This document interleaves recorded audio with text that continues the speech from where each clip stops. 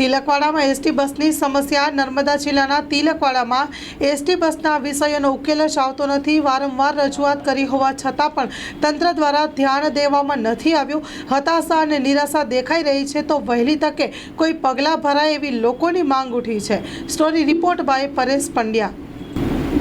તિલકવાડા ખાતે છેલ્લા 3 વર્ષ ઉપર નળ સે જલ યોજના અંતર્ગત રોડની સાઈડો પર ખોદકામ ચાલતું હતું. જ્યારે બસ સેવાને તકલીફ પડતી હોવાથી બંધ કરેલ હતી.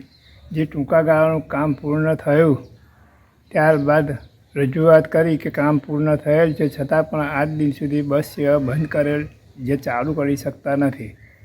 અમે વારંવાર તિલકવાડા મામલતદારથી માંડી નર્મદા કલેક્ટર, મુખ્યમંત્રી શ્રી તેમજ વાહન વ્યવહાર મંત્રી સંઘવી સાહેબ સુધી રજૂઆત કરેલ છે, જેનો આજ દિન સુધી કોઈ યોગ્ય ઉકેલ આવેલ નથી. જેના કારણે અમારા ગામના અબાલ, વૃદ્ધ, વિદ્યાર્થી, નોકરિયાત સર્વેને ગામ બહાર 1 કિલોમીટર દિવસ રાત, ચોમાસું, શિયાળો, ઉનાળો દરેક ઋતુમાં ચાલીને જવું પડે છે.